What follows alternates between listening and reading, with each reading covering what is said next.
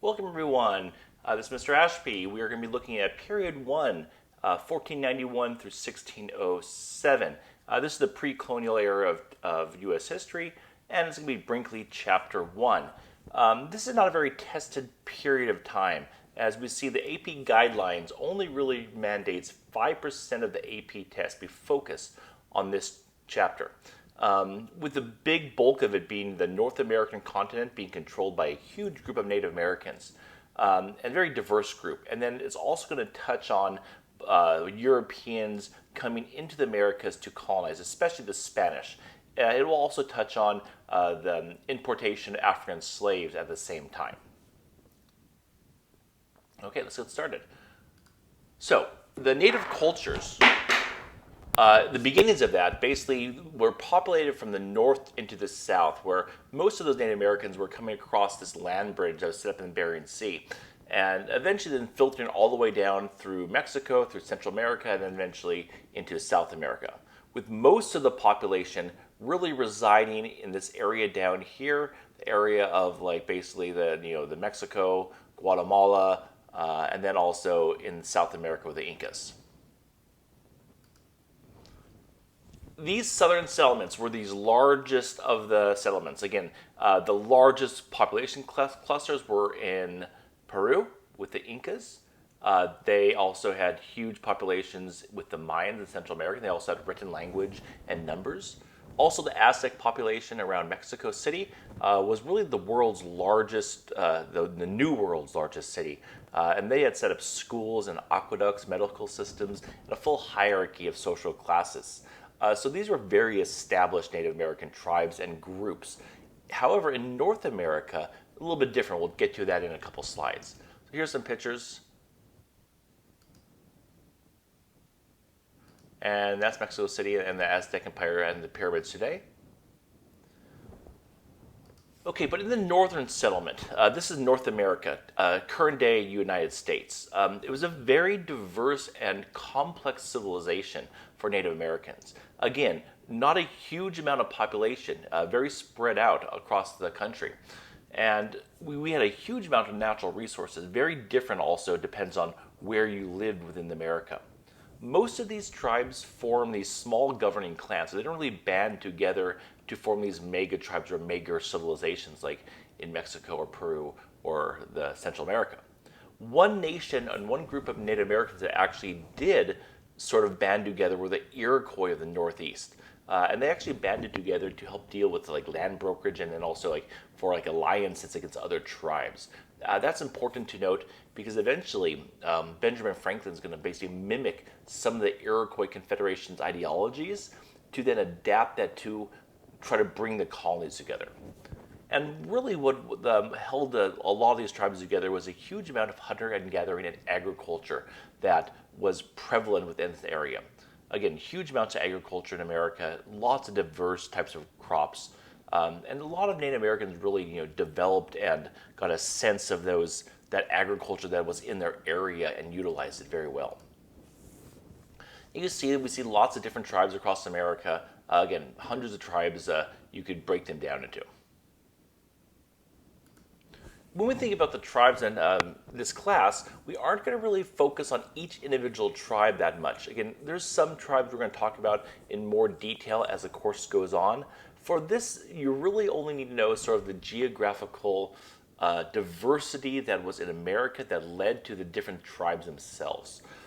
So we typically talk about the woodland of the East Coast. A lot of times you can break it up into a southeast and a northeast. You're talking about the Great Plains Native Americans, especially the Sioux. You're talking about the Southwest and the Great Basin Native Americans in one group, and then the coastal groups. So really there's only like 1, 2, 3, 4 to 5 different groupings of Native Americans that we sort of cover. The first group is the Adena or the Hopewell. These were in the southeast. They're probably the largest expansion of Native American tribes. They actually created really large city-states and city areas. Really the only tribe in America, in the North America, to do that. And Chakotah Village was one of probably the biggest North American cities of any Native American tribes. And again, it had tens of thousands of residents at its peak. Eventually, of course, because those burial mounds were built of earth and not stone, they will be sort of degraded down over time because of this, obviously because of weather. And today, this is sort of what they look like. Also, they built complex serpent mounds. You can sort of see the shape of a serpent, snake. And again, they would, bury their higher ups within these mounds. Then you have the eastern woodland tribes. This is the Iroquois, the Pequot, the Delaware, Mohawk, etc., etc. And those tribes really were up and down the eastern seaboard, basically from Maryland northwards. They were agricultural based with some hunter gathering. They built permanent settlements, long houses, and such. And again, a very diverse group with a very diverse agriculture that they lived off of. Obviously, a little different than some of the other parts because the soil in this area wasn't the greatest. It was very rocky. Also, they had shorter growing seasons in the Northeast. The Great Plains, they started as being hunter-gatherers, agricultural-based, but as they adapted, especially once the horse came, they started to become much more nomadic than they were at the very original. Probably the Sioux were the most expansive of this Great Plains tribes. And again, they're mostly hunter-gatherer, and again, they were also very nomadic, which means they traveled from place to place to place. And this is typically what you would see as a typical North American Native American is the chief sitting bull, the big headdress, the teepee, hunting buffalo and horses. Again, this is not a very accurate picture for this time period because, again, of course, the Native Americans did not have horses until the Europeans came. So this would probably be a more representative picture prior to European expansion. Then you have the Southwest tribes, the Nanzi, the Navajo, Apache, the three big ones. They lived in small clusters called pueblos. Also, you could be called a home, but their villages were called pueblos. And then they also sort of were hunter-gatherers, but also they all developed a really strong network of aqueducts and roads in this area too. Also, they had cliff dwellings to deal with the very hot summers and cool winters.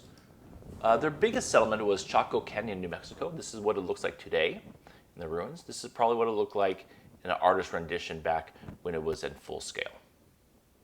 Probably one of the most famous Native American ruins is the Cliff Palace in Colorado. It's tucked into this large overhanging cliff, so in the summertime it's very cool because it's more shaded and tucked into the rocks. So wintertime, exact opposite, it is insulated, so much warmer because of the rocks.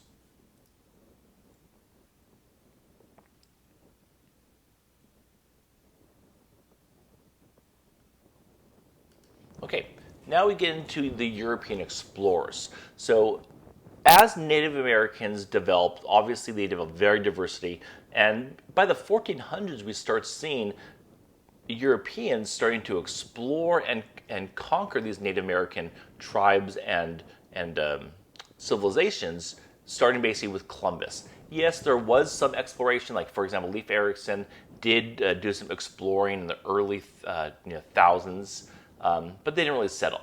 So we have these, Columbus with Spain and Cuba, Ponce de Leon with Florida, Balboa basically went to Panama and went across Panama. Ferdinand Magellan basically was able to go around South America, and Drake discovered places of coastal California for England. You should know about some of the conquistadors. The conquistadors were basically Spanish military lords that were in charge of conquering and subduing the native population. So they weren't the ship captains and the naval farers and stuff like that, but they were basically the army personnel to conquer these groups. Cortez with the Aztecs in 1518, Pizarro with the Incas in 1532, De Soto discovered Florida. The one we need to know for this class is Coronado, who discovered New Mexico on a sort of a trek through North America. And there's his expedition, basically going from Mexico up through Arizona, New Mexico, to again try to find gold, riches, silvers, and whatnot. Okay, so as Spanish developed more groupings in America, you really need to know their main focus was on resource extraction, getting rich basically gold and silver. They wanted to create a huge amount of wealth for their nation. So when they set up their colonies, they didn't bring over families and women and things be suitable to develop a population cluster. That was really important because obviously mostly men who are living in the Americas, they were going to procreate. They were going to basically have relations. So the relations that they had were pretty much very minimal.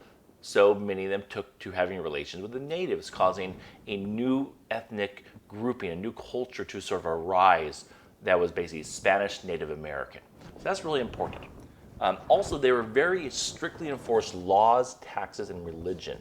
Religion especially, the Spanish were very big on converting native populations to Catholicism, to basically to Christianity and Catholicism. So that's very important with that.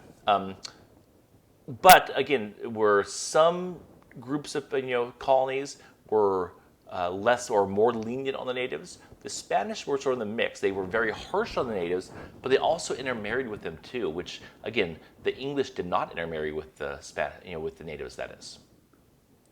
Okay, 3 permanent settlements that you should know for this time period. We have St. Augustine, which is a military base right about here in Florida. The purpose was to basically protect all these Spanish holdings from basically state-sponsored piracy. Then, of course, you had the Catholic missions in California, up and down the California coast to convert natives to Christianity and basically hold, taxes and land and, ranches for the missions themselves. And then Santa Fe was conquered by the Spanish and set up into a plantation labor system. In 1609, Santa Fe became its capital, and it being the oldest continuous capital in America. So there's St. Augustine, the fort in Florida.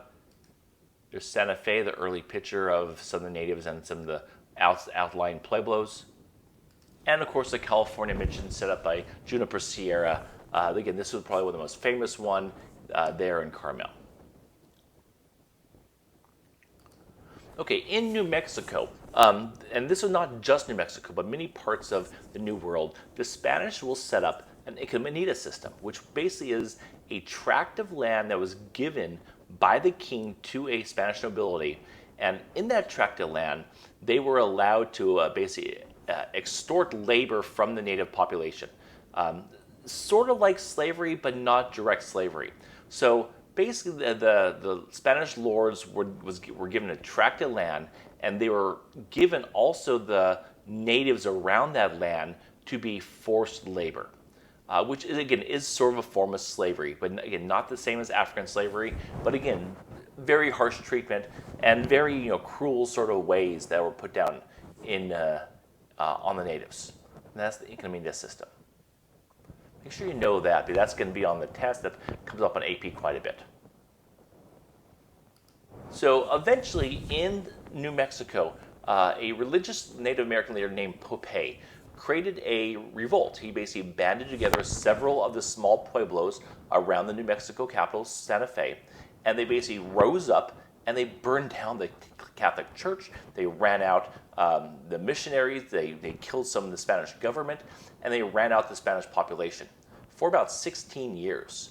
And what's really notable about this is that even though the Spanish will come back and subdue the rebellion and put the natives back into the encomienda system and basically subdue them, this shows that if natives were able to band together, even though they were outgunned by the Spaniards or whatever European colonization was going on, they had the numbers to push back.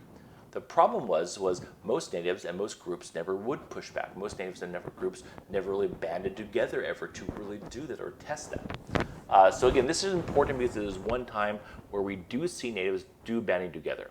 And it's either called the Pueblo Revolt or Pope's Rebellion, one of the two. And we also have the Columbia Exchange. This is going to be the exchange of ideas, agriculture, technology, disease, from basically the New World to Europe, or from Europe to the New World. And of course, it will have both positive and negative effects. Of course, we see this primary source document early on. We see the negative effects here of smallpox being spread to the native population with disastrous effects. So we see here, we see lots of different animals and types of crops going from Europe to the New World. And then all these New World crops, again, especially tomatoes and corn and a couple other ones, up there, tobacco, going into Europe. Probably the couple ones to note from the New World is tobacco. That was going to be an extremely profitable crop, especially for the North Americans and the English who are going to be growing that in Virginia.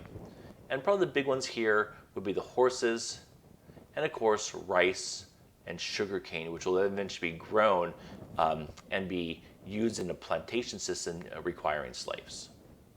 And of course coffee too. Here's another picture of that. And we see also this is adding diseases in there also. Okay, Europeans gain. The biggest thing to note is that Europeans gain huge amounts of food availability. And this is really important. I want you to write this down, is that what this new food did, the corn, the beans, the squash, the potatoes, the tomatoes, all that stuff, it allowed Europe to have basically a population revolution, a population boom because of this. It allowed them to increase their local population and urbanize their countries much more faster because they had all this new food coming in and being grown at a new rate, allowing more people to sort of get out of the farm and move to the cities. They also brought back intermarriage. You think about it, new races of people were formed in Mexico and North America with the mixing of both Spanish and native blood.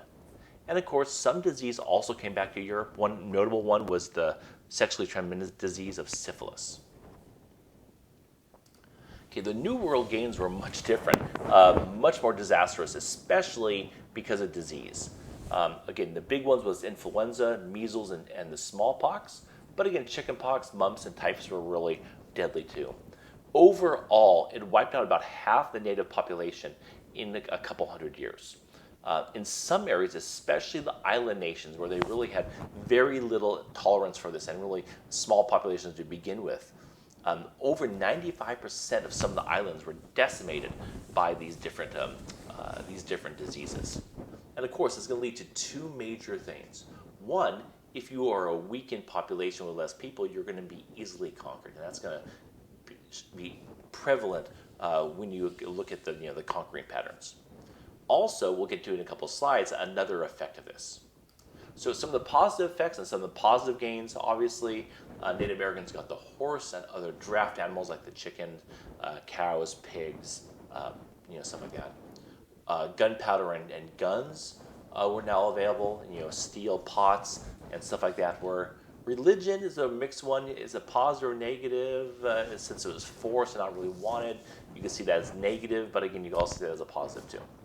And again, crops, bananas and sugar. But the biggest thing is African slaves.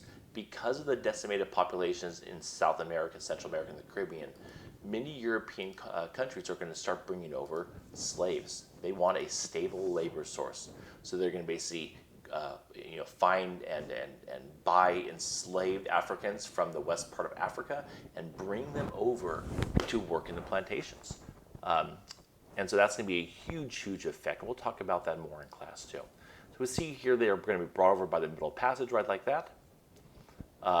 They're going to be on very tight quarters. And, in some transits, as much as 40% of the cargo or the humans were died or were killed during the journey over. And again, hugely and horrible bad treatment. Okay, after the first day of class, we did this. We looked at the short answer question of the Columbia Exchange. We did letter A during class. And then your job over the homework was going to do B and C. We'll be looking at that and checking that on Tuesday during class. Okay, let's get to the last section. Okay, English colonization. So now we're going to be looking at English, French, and Dutch colonization in the Americas during this early time. So English colonization started in the 1400s with John Cabot, sort of exploring the northern parts of North America. Really no colonization was happening because all they were doing was exploring, not really putting down any roots. And the main reason was just basically England was not economically ready to colonize yet. They didn't have enough money to defend their colonies or to populate their colonies. And we see here was John Cabot's sort of exploration. Okay, eventually England will be ready to colonize in the 1600s or the late 1500s. And here's the reasons. One, there's going to be an increased number of people moving to the cities in England. And there's going to be a need to sort of have more people move out of the England and into different parts of the world. Also, more poverty and food shortages is going to incentivize that. So more people are going to basically be risking going to the New World because it was so bad off in England. And England itself, their state, their government, had a process, something called mercantilism, which was a state-sponsored economic controlled system. Here's the scope of it. What states want to do is acquire colonies to supply the home country, that being England, with raw materials. And then the home country would make those raw materials into finished goods and sell back to both the colony and other parts of the world. So it was basically a positive economic system that basically was a whole purpose for England wanting to colonize, was to make money through trade. And so ports and population clusters were going to be very important in the New World for England, very different than what grew up with the French and the Spanish. Here's a couple of pictures of that. You see basically what the colony is going to give to the home country is raw materials. Those raw materials are going to be finished goods, and then they're going to be then taken back to the colonies as manufactured goods. And I like this cartoon. We see the mother country and the colonies giving them gold, silver, foodstuffs, and raw materials. Also, another thing that happened in Europe was the Lutheran Revolution, which basically started to have people question God. Martin Luther broke away from the Catholic Church, created this new idea called Calvinism, this whole idea of predestination, that basically God has already decided on if you're going to heaven or hell prior to your birth. So basically, he elected some individuals to be heavenly and some individuals to be condemned to hell. And we start seeing some people starting to break apart from the Church of England. These were called separatists. So there was another wave of immigration and basically colonization to America, not just for profit, but for religious purposes as well. Those are the Puritans. So we have another motivation. So again, with the Spanish, the main motivation was just wealth. They wanted to extract resources. But now we see the English, not only were they wanting to come over for wealth, but now also religious freedom too. And there's going to be two colonies set up for that. The Plymouth colony as separatist, and the Massachusetts Bay colony as reformist. And one English colonization that never succeeded, we are going to look at it here, is the lost colony of Roanoke. Sir Walter Raleigh and his group is going to be going over there for profit. They're going to bring 91 men, 17 women, 9 children. And they're going to basically be forced to leave back to England to resupply. And they're going to come right back with more men and more women and more supplies to resupply and really get this colony going. What happened, though, was that once they got back to England, England had started a war with Spain. And basically they called in all the merchant ships to then become naval ships. And so they were now 3 years into a war, and by the time they got back to Roanoke Island, everyone disappeared. Everyone. There was no trace of any bodies, no mass graves, no wars, no burnt down villages, no burnt down fences, no torn down anything. It looked like it was a ghost town. It was deserted. And the only thing that sort of was fishy or seemed out of place was this weird inscription on one of the trees. And it was Croatoan was what it was.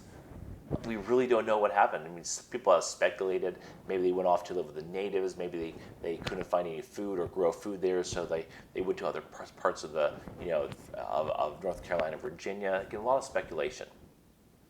And there's Roanoke right there. Eventually, about 20 years later, they are going to set up a more permanent colony called Jamestown. There's Roanoke. There's the birth of the first American, Virginia Dare. And there's that word they found. Okay, the French. The French are going to also settle. A French settlement founded by Samuel de Champlain in 1607. It's going to be basically where modern day East Canada is, where Quebec, Montreal, those areas there. And if you look at Canada today, that's where they speak French. It's going to be called New France or Canada. Very small population, with the main goal to extract resources through the land, not gold and silver, but furs and other things like that that could be then brought back to France and made into coats and stuff like that. They had very good relations with the natives, probably the best of all the different European groups. They would sometimes even procreate with the natives. They encouraged the natives to take part in Catholicism, but it wasn't extremely strict like the Spanish was. They also set up colonies in the Caribbean, which we don't really need to concern ourselves with yet.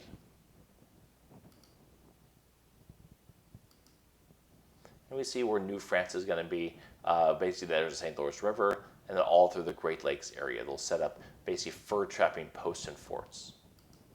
And we see here's a map of where the Canadians are, all the way from basically New Orleans all the way up the Mississippi River and in the lakes and river system of Canada. The English are going to be up and down the eastern seaboard, the Spanish in Florida and then the Southwest. And we're going to have a couple little pocket areas of Dutch settlement in New York and a couple of places like down in Pennsylvania. Okay, the last grouping is the Dutch settlements. As we see here, there's a few settlements up and down the Hudson River. Again, Hudson River is called that because Henry Hudson explored it and founded it. They're also going to buy the Manhattan Island, New York City, from the natives, and they're going to call that New Amsterdam. And this whole area is going to be called New Netherlands. This is going to be set up as a trading post. They're going to be fur trappers as well. And they're going to encourage a really diverse group of Europeans to come over and settle there. And you see there's also a little area right there, too, that the Dutch set up. However, though, you see there's the early New York City or New Amsterdam. Eventually, we'll talk about that next chapter. This is going to be basically sold or given to the English by the Dutch in 1660. And that's it. There's our lecture. It's a quick one, and I hope you got something out of this and understood it. Let me know if you have any questions, and we'll see you in class. Have a great day, guys.